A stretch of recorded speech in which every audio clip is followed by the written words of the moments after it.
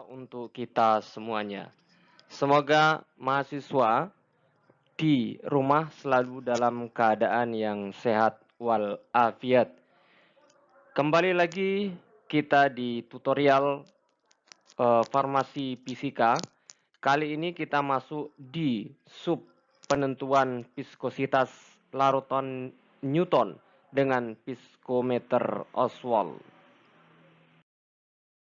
Oke, kita mulai dari beberapa pendahuluan terkait dengan viskosimeter. Ada dua yang saya coba rangkum, ya. Tentunya saya tidak akan membahas teori lebih dalam karena saya yakin Anda sudah mendapatkan di kelas dengan dosen pengampu mata kuliah farmasi fisika. Yang pertama adalah secara fisika, viskosimeter dapat definisikan sebagai rasio perbandingan antara gaya gesek dengan kecepatan gesek suatu zat. Suatu zat dikatakan termasuk sistem Newton, ya kebetulan karena ini kita akan melihat viskositas dari larutan Newton, sistem Newton, maka sedikit kita singgung terkait dengan sistem Newton. Ya, jika tunduk pada hukum Newton, suatu zat dikatakan termasuk sistem Newton jika tunduk ya pada hukum Newton tentang aliran hukum Newton 1 yang menyatakan bahwa kenaikan gaya gesek, jadi naiknya gaya gesek akan menyebabkan naiknya pula kecepatan gesernya yang proporsional atau sebanding ya. Sehingga nanti akan menghasilkan grafik atau garis yang reogram yang linier.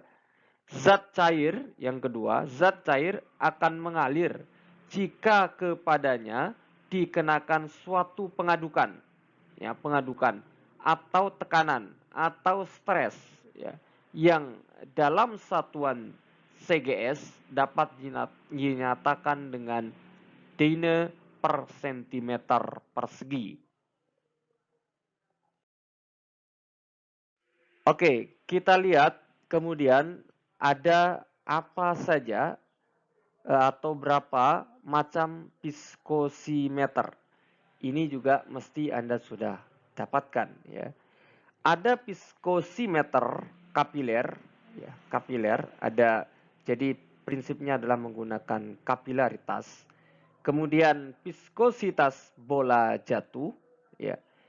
Kedua ini bisa untuk menentukan viskosimeter sistem Newton. Jadi untuk zat yang memiliki aliran Newton. Kemudian ada lagi viskometer yang lain. Ada cup and bob, kemudian ada kerucut dan lempeng. Keduanya ini bisa untuk sistem Newton ataupun non-Newton. Ya, saya beri catatan untuk menentukan viskositas aliran Newton dapat digunakan semua alat ini berarti. Baik itu kapiler, bola jatuh, cup and bob, kemudian kerucut dan lempeng. Ya. Tetapi dalam percobaan ini kita menggunakan viskosimeter kapiler ya, karena yang kita punya viskometer kapiler gitu ya.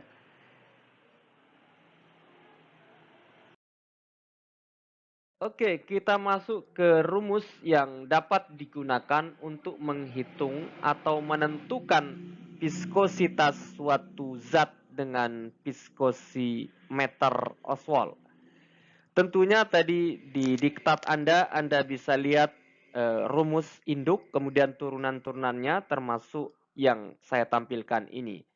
Dikatakan di sini, karena tekanan yang menekan cairan melalui tub sesuai dengan kenaikan gravitasi, dan berbanding lurus dengan kerapatan cairan, maka rumus yang digunakan ini, ya.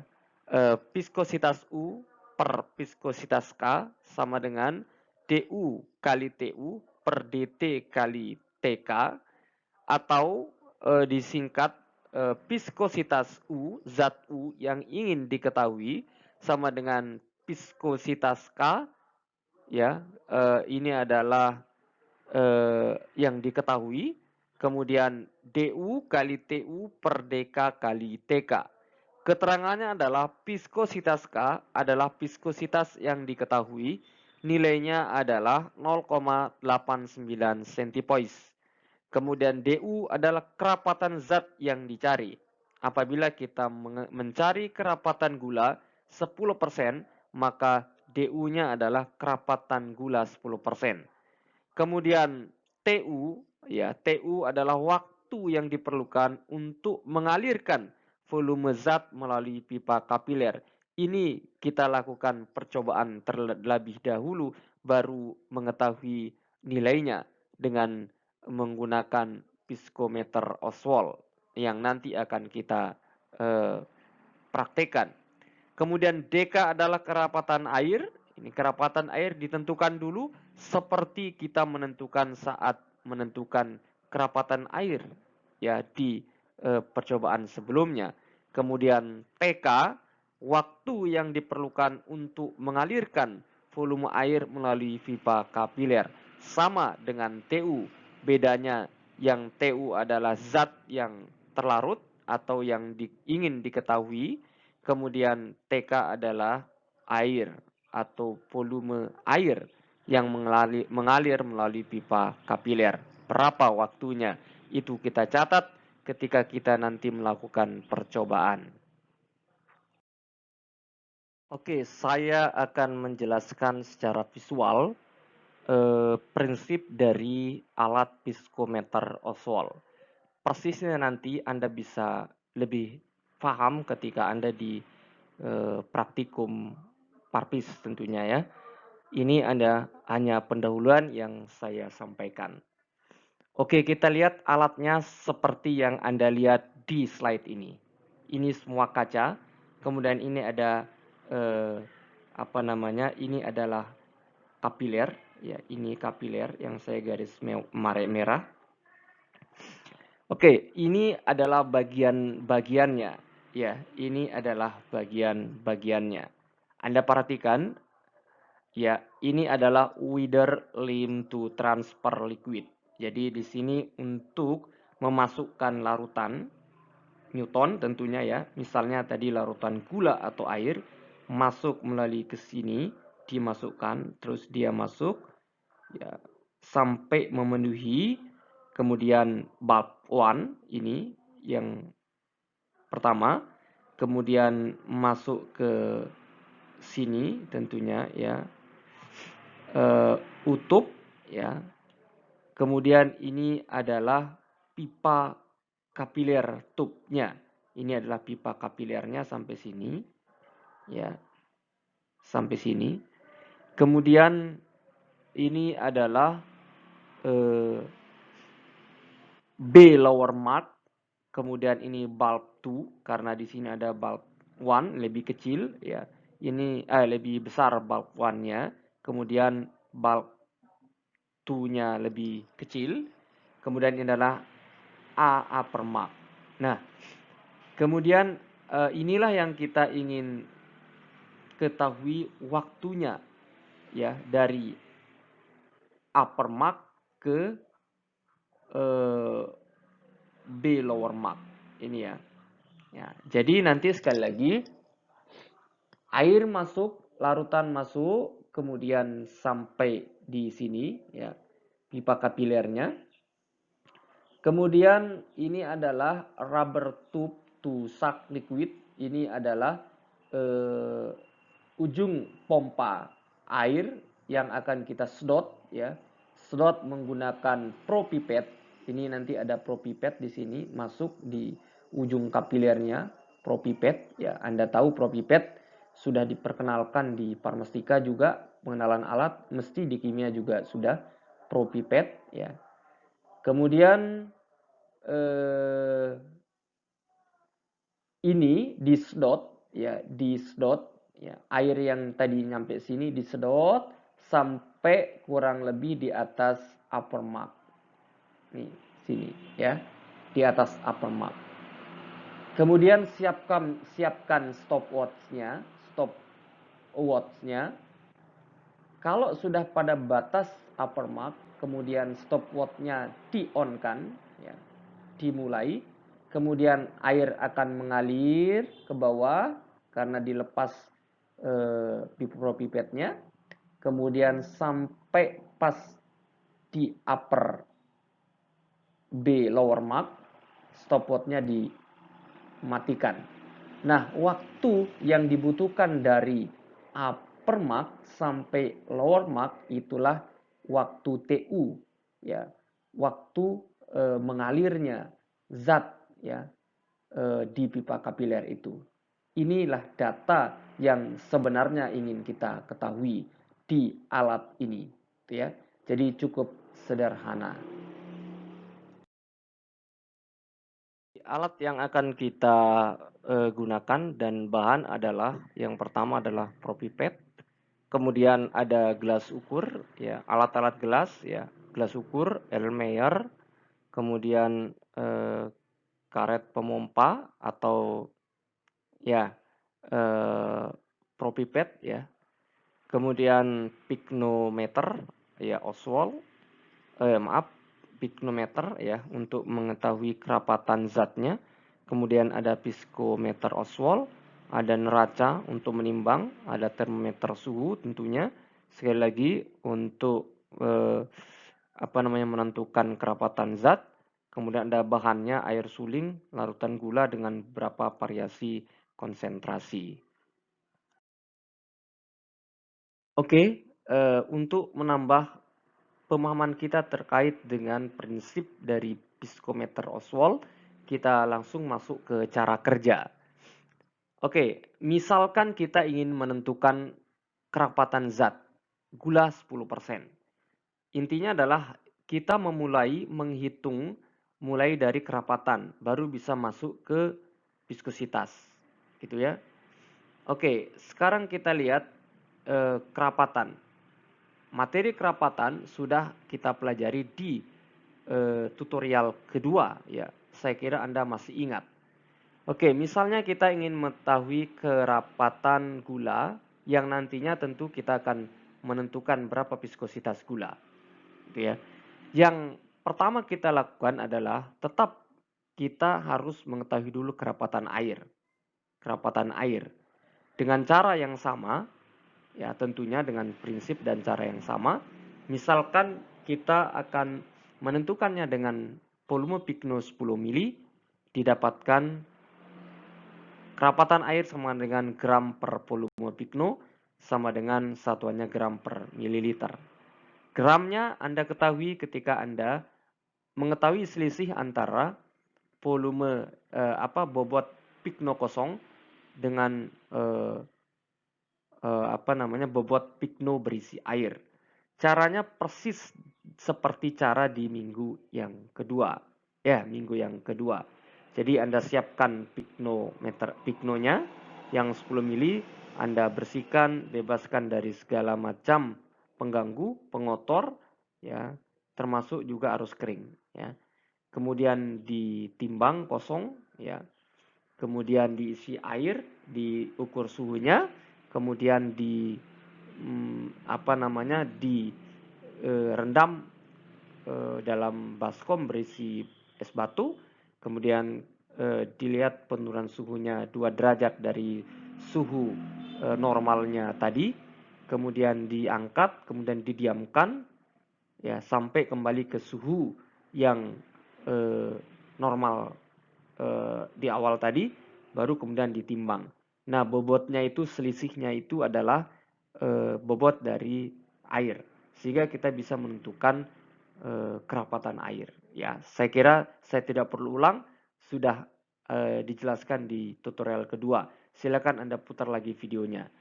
Kemudian yang selanjutnya adalah tentunya mencari kerapatan zat itu sendiri.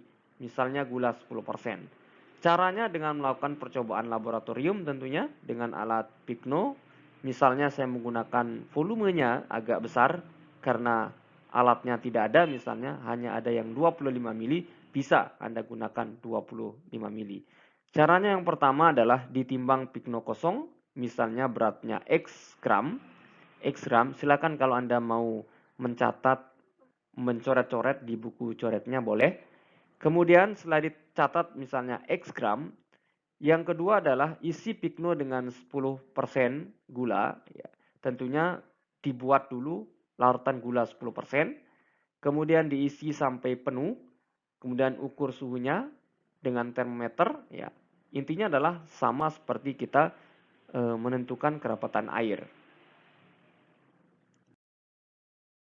Oke, kemudian setelah itu rendam pikno dalam baskom ya berisi es batu dan ukur suhunya sampai 2 derajat di bawah suhu normal tadi.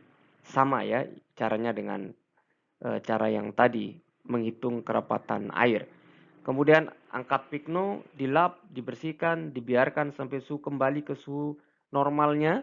Kemudian selanjutnya ditimbang. Selisih berat itulah bobot dari gula 10%. Kemudian kita hitung kerapatannya dengan cara kerapatan gula 10%, gram per volume piknonya sama dengan berapa?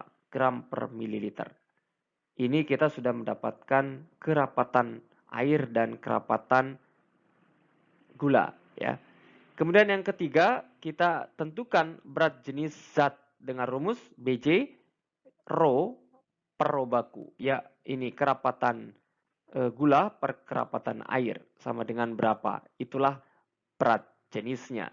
Jadi kita sudah mendapatkan 3 data, data kerapatan air, data kerapatan gula, kemudian berat jenis gula.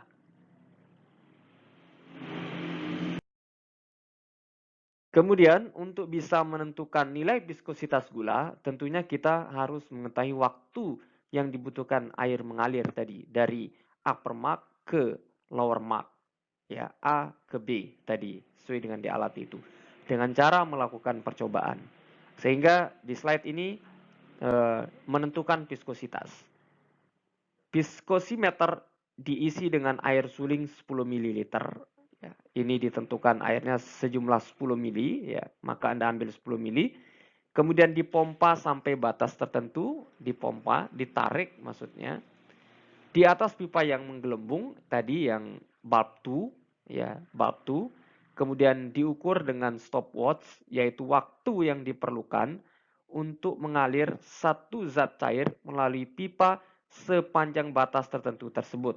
Jadi dia tadi disedot sampai di atas upper mark yang A, di alat yang tadi Anda perhatikan di slide yang sebelumnya, kemudian dikeluarkan propipetnya, kemudian mulai dinyalakan stopwatchnya sampai dia mengalir sampai batas lower mark B tadi. Itulah waktu yang dibutuhkan. Nah, ini diulangi berturut-turut dengan zat yang lain. Ya, sehingga kita bisa menghitung nilai viskositasnya kalau kita sudah mengetahui data waktu yang dibutuhkan ini. Oke, untuk betul-betul dapat memahami bagaimana cara menentukan viskositas, kita cari contoh ya. Ini adalah contoh data yang saya salin ya. Menentukan viskositas garam 5%. Yang pertama Anda lakukan, sekali lagi, membuat larutan garam 5%. Kalau 5% berarti 5 gram dalam 100 ml. Silakan Anda mau membuat berapa mililiter, tergantung kebutuhannya. Misal tidak membuat 100 boleh, membuat 25 ml misalnya boleh. Maka kalau 25 ml berarti jumlah garamnya tidak 5 gram. Ini dalam 100. Kalau dalam 50 dia 25 ya. Kalau dalam 50 ml maksudnya 2,5 gram ya. Kalau dalam 25 ada berapa gram ya. Silakan, itu hanya perhitungan matematika biasa. Kemudian setelah itu tentu Anda menentukan tadi kerapatan air, kerapatan garam, maaf. Kerapatan air dan kerapatan garam 5%. kemudian Bj garam 5%. Ya, dengan cara yang sama seperti tadi kita jelaskan di slide sebelumnya. Oke, umpama diketahui volume pikno 10 ml yang digunakan, kemudian berat pikno kosongnya 14,90 gram, kemudian berat pikno plus zatnya 24,84 gram, sehingga berat zat garam itu 9,94 gram, gitu ya. Maka Anda bisa mengetahui kerapatan dari garam itu. Kemudian waktu air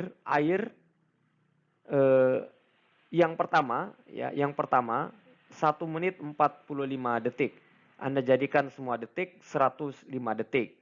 Kemudian waktu air yang kedua ya 1 menit 49 detik. Ini 2 kali kita lakukan percobaan ya, tidak sekali. Maksudnya air sendiri kita lakukannya 2 kali. Kemudian kita rata-ratanya kecepatan air dari upper mark ke lower mark tadi di alat piskometer Oswald 105,5 detik ya. Kita sudah mendapatkan data air ya, waktu mengalirnya air yaitu 105,5 detik. Kita lakukan cara yang sama untuk garam 5% tadi. Yang kita lakukan 2 kali juga, kemudian kita rata-rata. Ya, waktu garam dari upper ke lower tadi, dari A ke B tadi adalah 1 menit 59 detik. Kita satukan satuannya dalam detik menjadi 119 detik.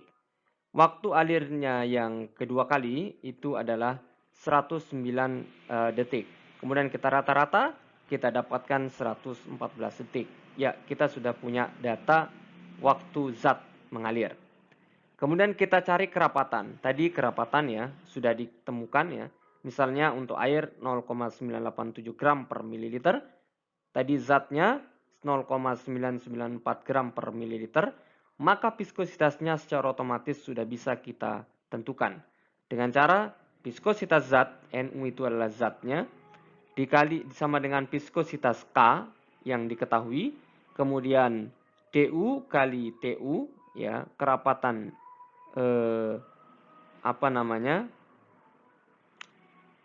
air ya kerapatan zat kali waktu yang dibutuhkan untuk mengalir dari zatnya.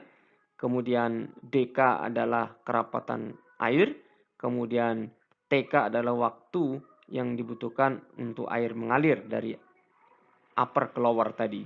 Masuk semua ya, 0,89 centipoise dikali 0,994 dikali 114 detik dibagi 0,987 dikali 104,5 detik sama dengan 0,998 centipoise. Inilah viskositas dari, ingat, inilah viskositas dari garam 5%. Sudah kita ketahui, yaitu 0,998 centipoise. Nah, inilah akhir dari tutorial farmasi fisika khususnya terkait dengan viskositas. Saya harap mahasiswa sudah bisa memahaminya dan akan lebih dalam lagi pemahamannya ketika nanti dihadapkan dengan alatnya langsung di laboratorium. Semoga kita bisa praktikum secara offline. Kalaupun tidak, nanti Anda akan diberikan praktikum secara daring, ya. Tentunya juga tidak mengurangi esensi dari praktikum itu sendiri. Saya cukupkan sekian. Terima kasih banyak atas perhatiannya. Billahi taufik wal hidayah. Assalamualaikum warahmatullahi wabarakatuh.